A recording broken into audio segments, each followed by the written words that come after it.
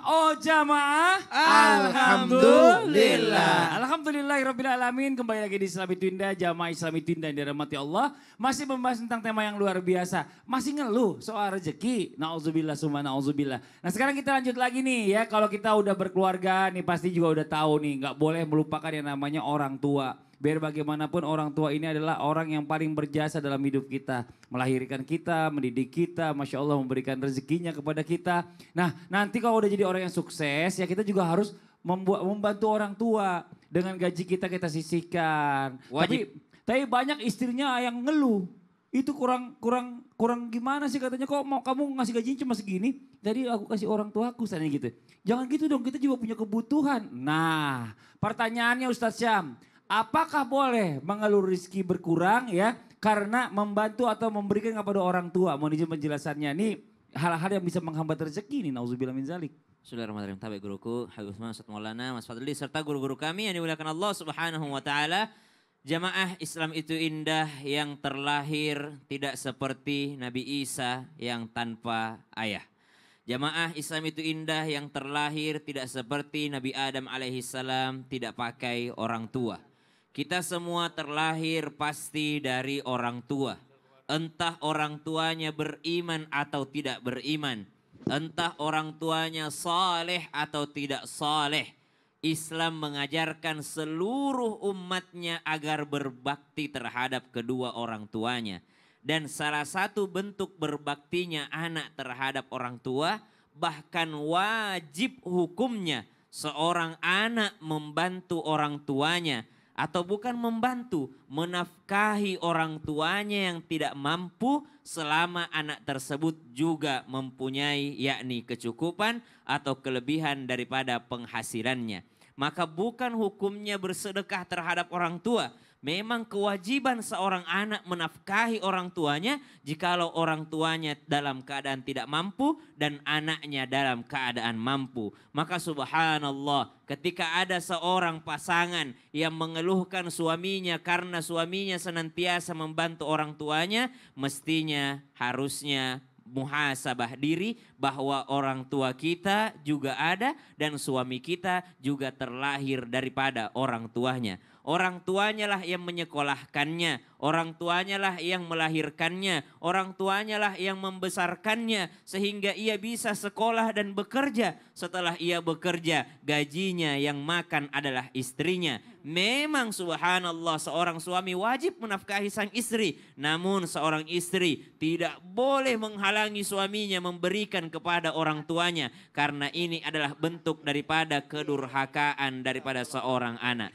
Maka subhanallah jadilah seorang pasangan yang mendukung suami untuk berbakti terhadap kedua orang tuanya. Maka sebaliknya pun akan terjadi. Seorang suami pun akan membantu istrinya untuk berbakti kepada kedua orang tuanya. Kalau guru-guru kami sering mengajarkan, usahakan menyilang sang istri berbakti kepada kedua orang tua suami, sang suami juga berbakti kepada kedua orang tua sang istri. Maka insya Allah ketika berada saling silang seperti ini, maka seakan-akan saling menghadiahi, akan saling mencintai. Subhanallah, jangan pernah kita mendukung kedurhakaan seseorang terhadap kedua orang tuanya. Jangan sampai seperti yang dikatakan, kama tadi nutudan. Sebagaimana engkau memperlakukan, begitu pula engkau akan diperlakukan. Ingat, kita hidup di dunia ini tidak berhenti pada diri kita. Kita akan punya keturunan. Jangan sampai anak kita setelah dia menikah nanti, dia juga menelantarkan kita sebagai orang tuanya. Nauzubillah.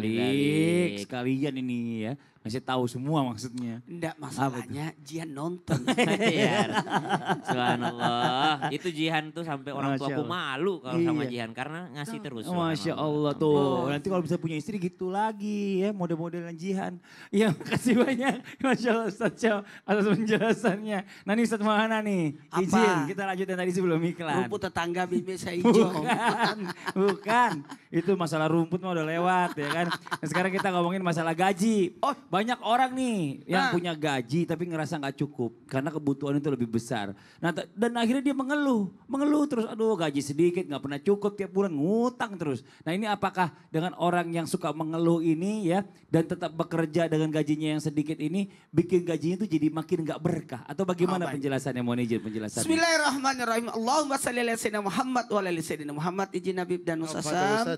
Kepada semua yang lagi bekerja, Anda adalah orang yang mulia.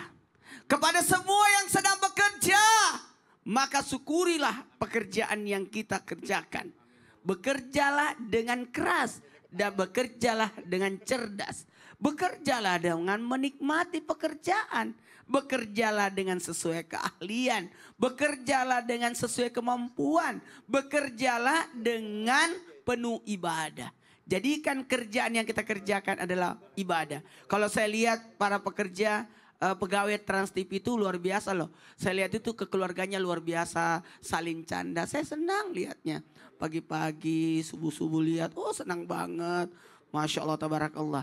Nah buat kita ada catatan nih. Ada catatan.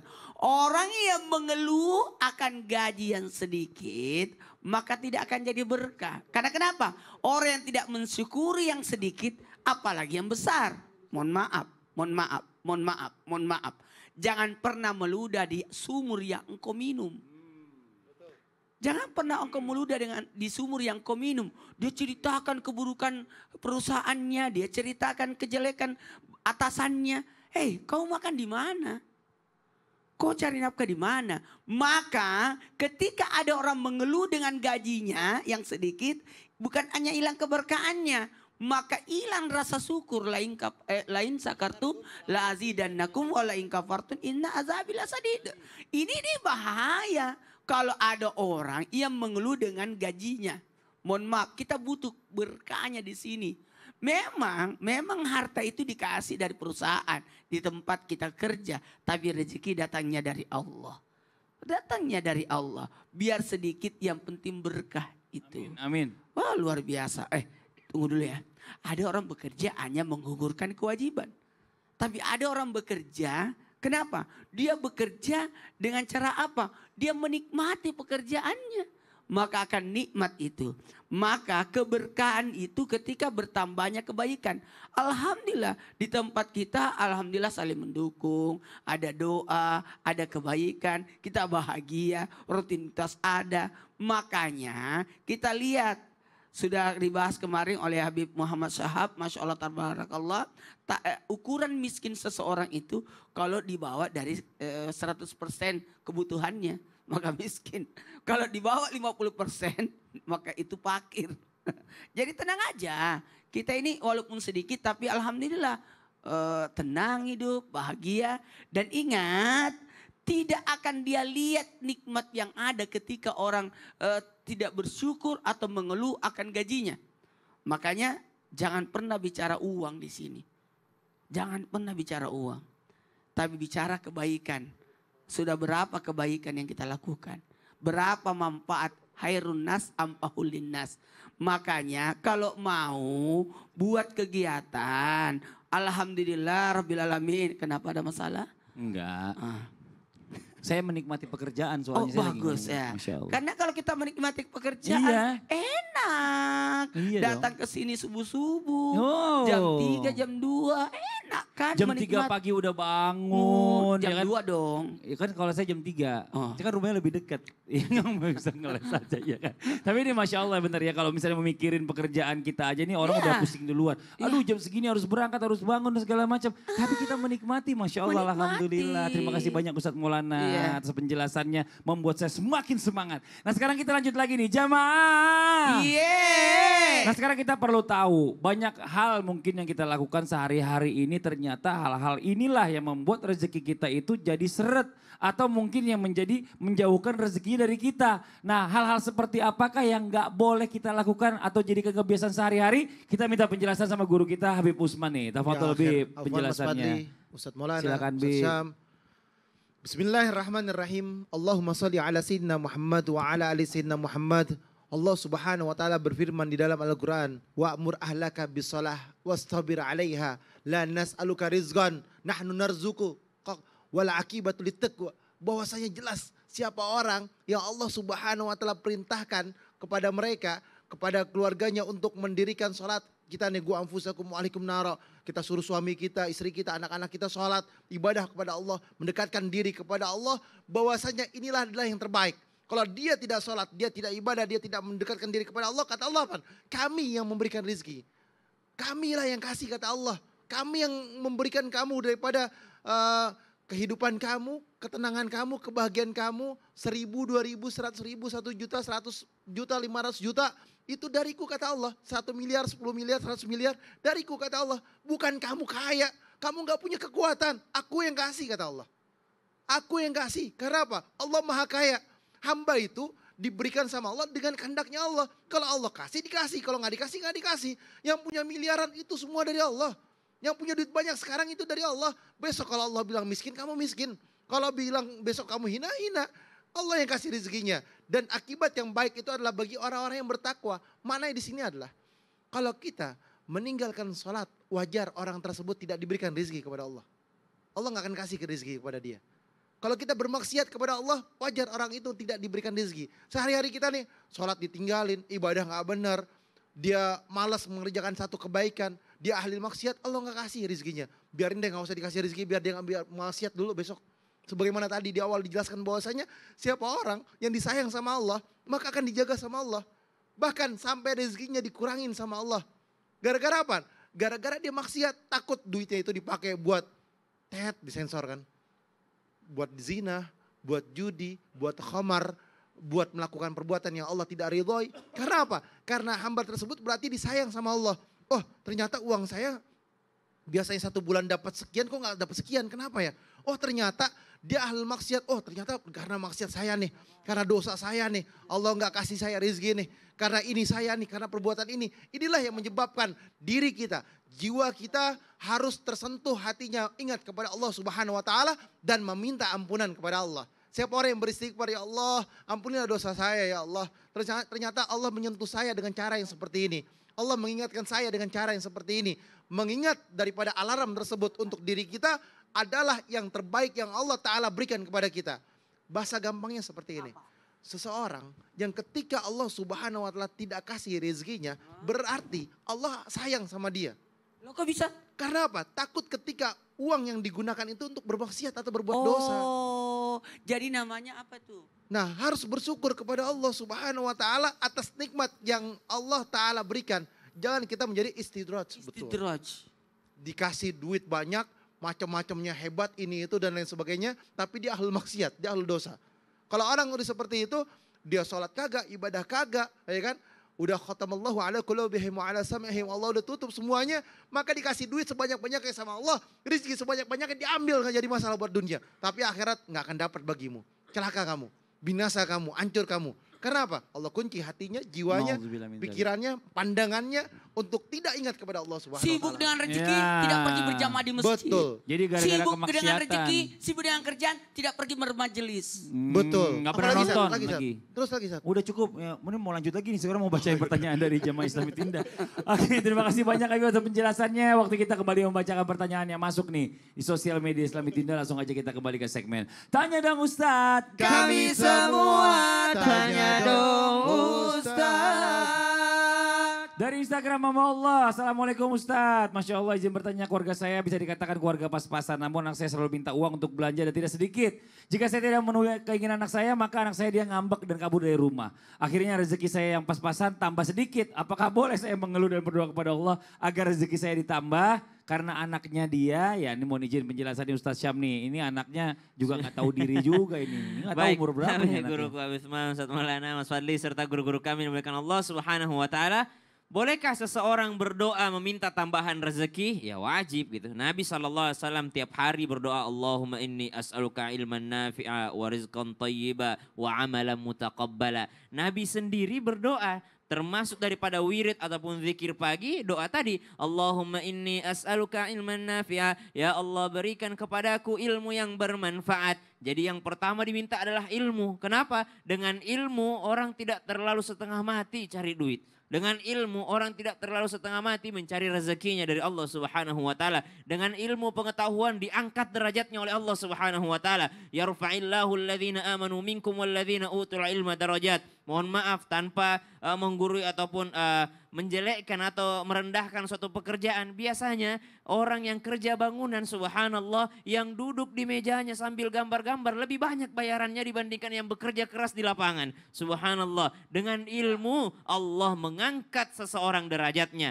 Maka minta yang pertama, inni as'aluka ilman nafi'a. Ya Allah, berikan kepadaku ilmu yang bermanfaat. Kita belajar daripada presiden kita, ya Bapak Habibie, subhanallah. Bapak Habibie kalau di Jerman makan di mana aja gratis, subhanallah. Dengan ilmu beliau orang bisa terbang kemana, pergi haji, pergi umrah dengan ilmunya Pak Habibie. Maka yang kedua, lalu Allah Subhanahu wa taala mengajarkan kepada baginda Nabi SAW lalu sampai kepada kita untuk meminta rezeki. Wa rizqan thayyiba, dan ya Allah berikan aku rezeki yang baik. Maka mintalah tambahan rezeki, mintalah rezeki yang berkah, yang halal, mintalah rezeki yang banyak, mudah, luas dan berkah. Kenapa keberkahan? Karena keberkahan meskipun terlihat kuantitasnya sedikit tapi sungguh berkualitas.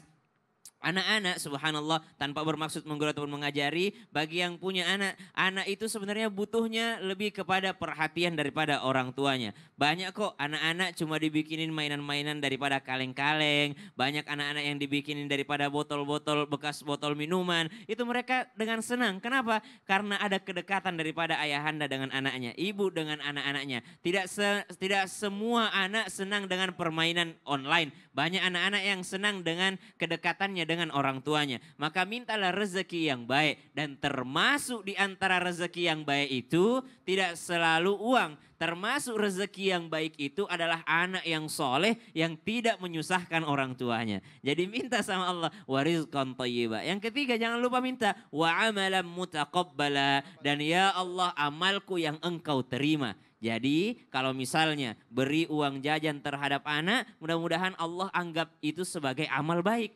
Kalau kita kasih anak uang jajan, mudah-mudahan Allah menganggap itu adalah sebagai sedekah. Bayangin kalau sampai anak tersebut dapat uang jajan daripada orang yang tidak sholat. Subhanallah, dia akan mencontoh orang yang tidak sholat. Bayangin anak itu pertama kali naik motor, diajarin naik motor sama tetangga yang gak pernah sholat. Sama orang tuanya gak pernah dikasih motor. Sama orang tuanya jajan 2.000 beli ikan cupang gak dikasih. Sama tetangganya dikasih ikan cupang 10. Maka dia akan menganggap bahwa orang yang tidak sholat itu lebih baik daripada orang yang sholat. Kenapa? Orang tuaku tiap hari ke masjid, tapi beli ikan cupang saja saya tidak dikasih. Tetanggaku tidak pernah sholat, tapi saya minta ikan cupang 10 aku dikasihnya. Maka lebih baik orang yang tidak sholat daripada orang yang sholat. Subhanallah, jangan sampai anak kita melihat kebaikan daripada orang lain.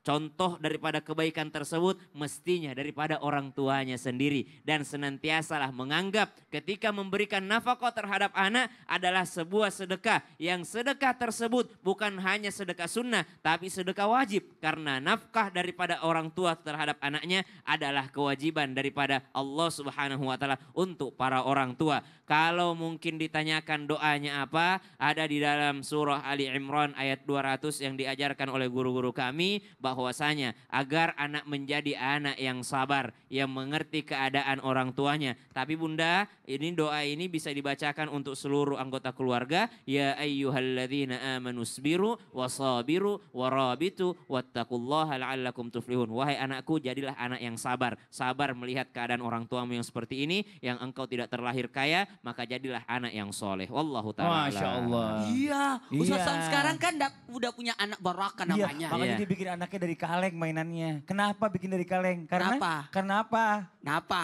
Kenapa? Nggak jawab. Enggak. Nggak jawab. Kaleng bekas kaleng susunya. Tunggu dulu. Bisa jadi mainan. Tunggu dulu. Barakah itu Ah. kan sudah ngajarin bapaknya. Ah. Jangan pulang malam-malam. Oh, Karena dia kenapa? nangis kalau pulang malam.